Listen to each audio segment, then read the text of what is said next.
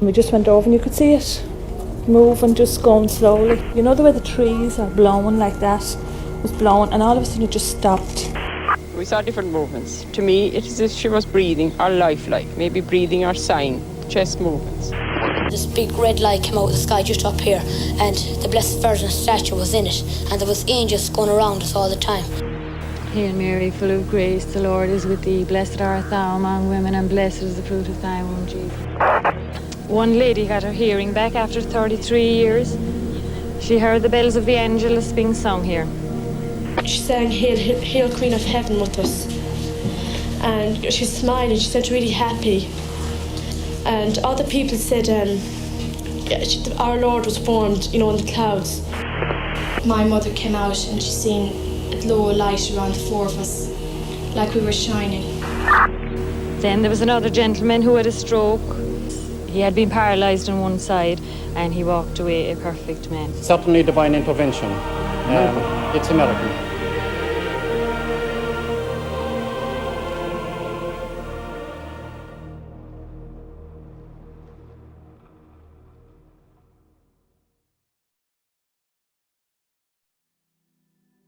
In the early months of 1985, the Irish press went wild with tales of apparitions appearing to people around the countryside, a phenomenon that became known as the moving statues. Ireland at the time was still a staunchly Catholic nation, but the roots of spiritual belief in Ireland were still connected to more ancient mystic traditions where magical thinking was everyday. The apparitions featured an ensemble cast of saints and divine beings, the central character being the Blessed Virgin Mary. Most of these supernatural events took place around statues in outdoor grottos. There was a high concentration of Marian statues dotted all over the country, mostly erected in 1954, after Pope Pius XII proclaimed a Marian year to mark the 100th anniversary of Catholicism's Immaculate Conception dogma.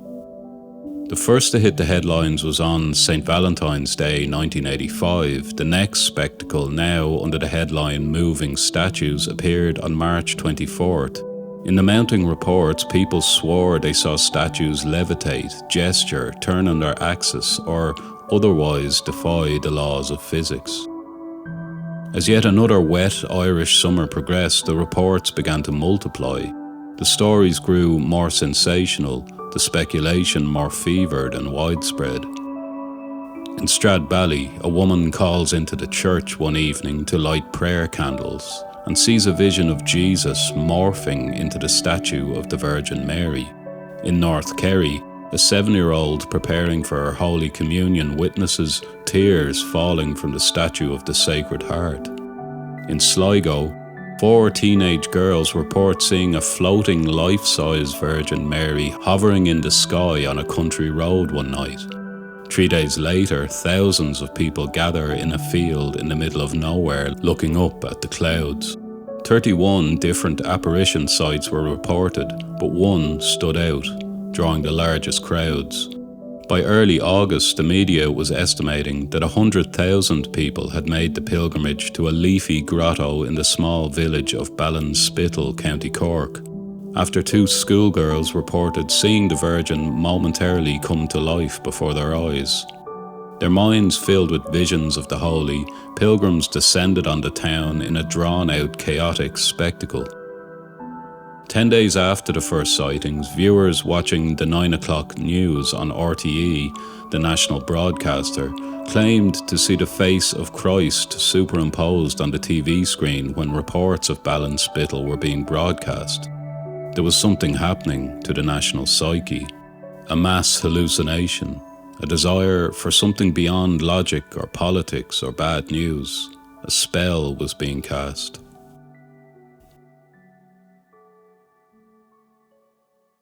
In the 1980s, Ireland was a place of economic instability, mass unemployment and immigration.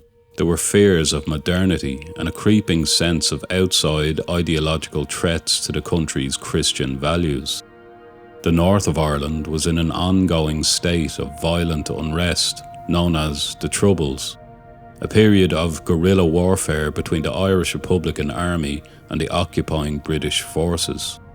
Fears of this bloody violence spilling over into the south were always present. The sightings quickly became a kind of social contagion that swept through towns across the country like an airborne sickness. Psychologists based in University College Cork suggested these visions were optical illusions caused by staring at objects in the evening twilight. Others argued that the moving statues and other extraordinary phenomenon were best explained as responses to an existential angst that was exacerbated by societal conditions.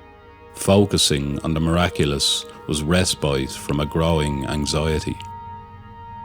But the crowds continued to flock to the site in Ballinspittle, the moving statues of 1985, hailed as the greatest religious sensation in Ireland since Pope John Paul II's visit in 1979, were just a single note in the symphony of religious movements that had been swirling around Ireland for many decades.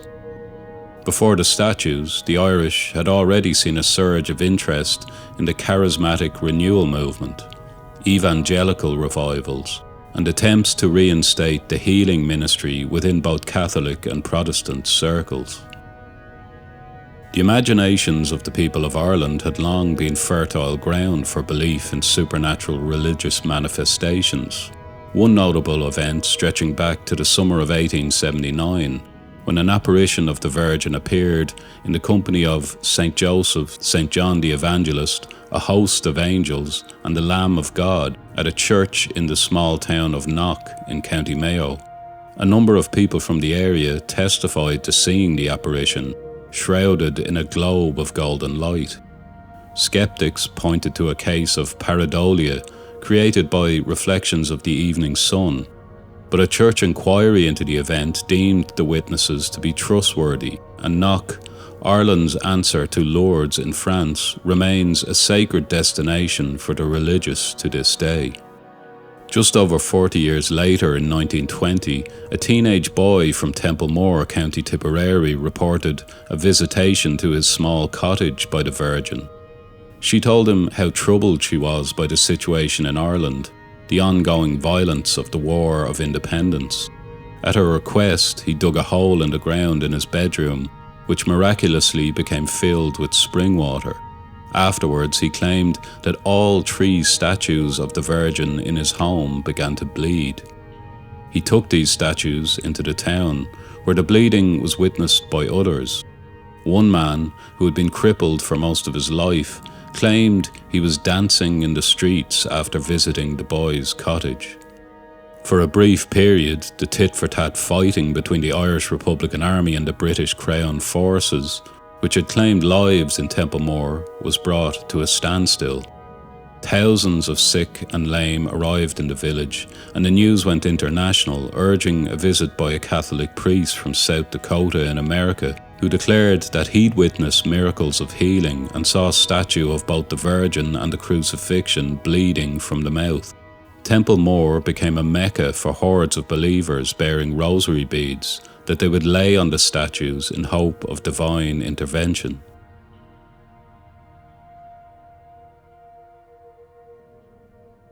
One of the most transformative things to happen in Ireland was the arrival of the television in 1956. From then on, sitting rooms all around the country were exposed to worlds and ideas they previously had no access to.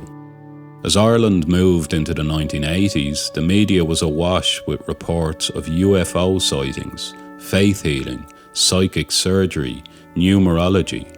Occult horror movies like The Omen, The Exorcist and Carrie had been packing out cinemas. The force field of control held by the Church and its teachings had been infiltrated. At the same time, Ireland was attempting to catch up with the rest of Western industrial society, where affluence became as powerfully unifying force as Catholicism or nationalism had ever been. But this transformation wasn't a smooth ride. As the global economy teetered from one crisis to the next, the Irish economy went lurching from slow growth to stagnation and recession. The media painted a bleak picture: rising crime rates, alienation, an alarming increase in suicides, all tied to unemployment, unwanted pregnancies, bankruptcy, bereavement, and the relentless pressures of modern life.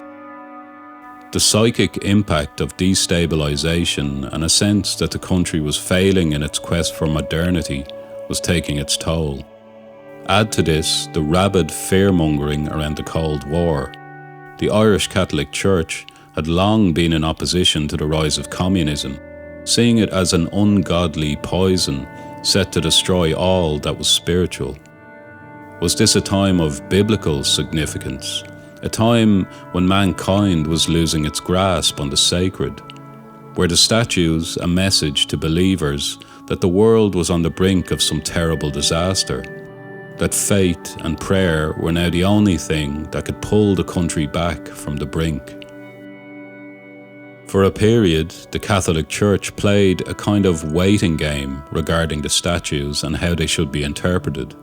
They were non-committal, not willing to condemn or confirm whether this phenomenon should be fully trusted, fearful that such fantastical stories could bring ridicule to the religion and the church, but also reluctant to turn their backs on the faithful. Ireland, officially neutral and devoid of nuclear industry or weapons, was neck deep in Cold War paranoia and nuclear dread. The Catholic Church launched an unrelenting crusade against secular ideology, gleefully supported by the media and a handful of politicians. As the moving statues began their eerie dance, the spectre of the Cold War and Armageddon loomed large. The early 80s saw a deluge of books, films and articles about the threat. As fears peaked, the Vatican sent delegations worldwide to highlight the catastrophic consequences of nuclear arms, condemning them as giant evils. All this was streaming into the living rooms of the people of Ireland and proclaimed with gusto from the pulpit. The American President Ronald Reagan had christened Russia the evil empire in his infamous speech of 1983.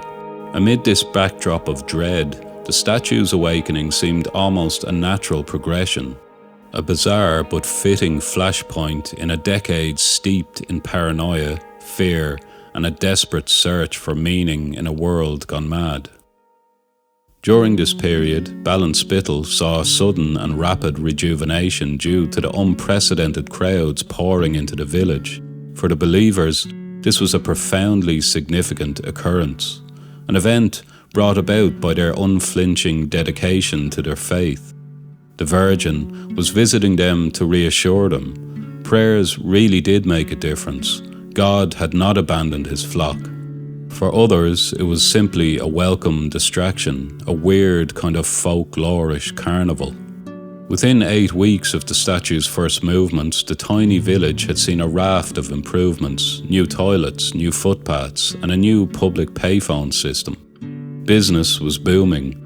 Local hotels were fully booked out, and a fleet of fast food vans parked up in every suitable location throughout the village, eagerly selling the now infamous Grotto burger. Enterprising coach companies catered to the hordes of spiritual tourists alike. Societal turmoil continued to be unearthed. Domestic violence was on the rise, battered wives sought refuge at legal aid centres, and incest emerged as a hidden crime. The 1980s saw stories of child sexual abuse associated with the church first coming to light. The abuse revelations were utterly shocking, ushering the nation into what would become a decades-long battle with these demons. The eerie phenomenon of the statues could have been a surreal symptom of Ireland's perceived moral slide into secular values. But it wasn't just about morals or family structures. It was about power and control. While the moving statues may have drawn crowds, suggesting they captivated the entire Catholic population, this overlooked the deep divides that were already developing between the church and society. The struggle wasn't just for the soul of Ireland, it was for its very identity amidst a rapidly changing world. The truly faithful envisioned a greater evil at work.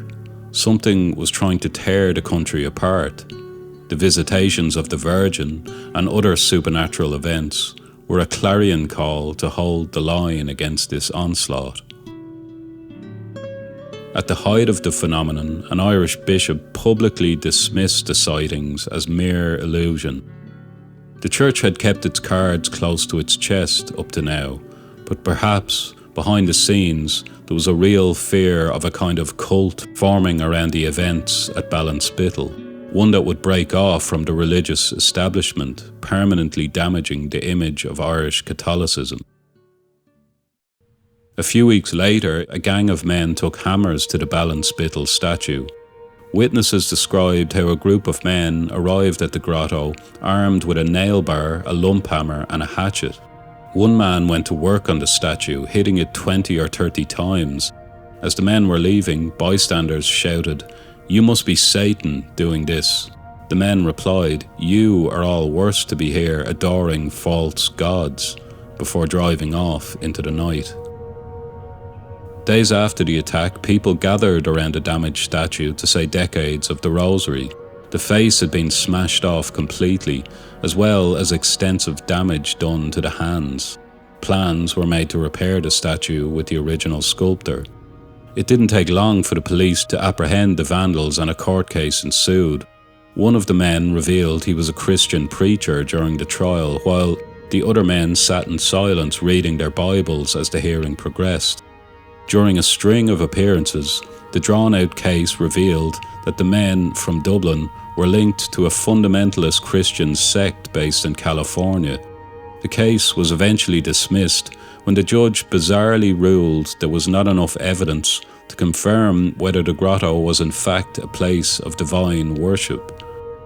In later interviews, the men cited the Old Testament as giving them divine sanction to smash all religious statues in Ireland, regardless of the rights and views of other people. Article 44 of Jeremiah was quoted as proof that God did not grant permission to worship lesser idols, including the Queen of Heaven.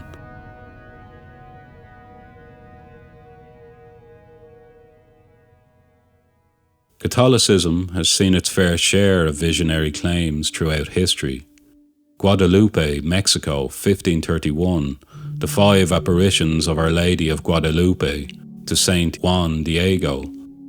Paris, France, 1673 to 1675, the apparitions of the Sacred Heart of Jesus to Saint Margaret Mary Alacoque. Rue de Bac, France, 1830, the 3 apparitions of the Miraculous Medal to Saint Catherine Labouré. Lourdes, France, 1858, the 18 apparitions of Our Lady of Lourdes to Saint Bernadette. Fatima, Portugal, 1917, the 6 apparitions of Our Lady of Fatima to Servant of God Lucia Santos. Krakow, Poland, 1931 to 1938, the apparitions of the Divine Mercy to Saint Faustina Kowalska. The list goes on. Many of these claims, including the incidents at Knock in Ireland, were approved by the Church, not Ballinspittle. The clerics played a chess-like move once they saw the tide turning towards a more circus-like atmosphere around the sightings. Visions by lay people have always represented alternative sources of authority within the Catholic community. If people start claiming to have encountered supernatural figures and understanding divine imperatives thought to transcend the theological expertise of the Church, they present a prophetic challenge to power at all levels. The establishment is threatened when people seek direct religious empowerment without the necessity of priestly intervention, and so must be quashed. The events at Ballinspittle still remain mysterious and unanswered. They happened in a groundswell of enthusiasm, peaked, and then were swiftly tucked away into the back pages. However, they offer a window into the power of suggestion when people are in a state of societal disarray, and the central role spiritual belief can play in times of uncertainty.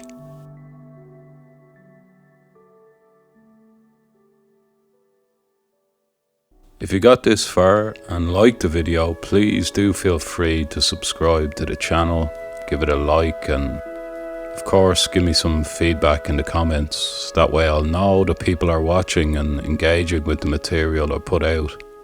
I really do appreciate your time, and thanks so much for watching. See you next time.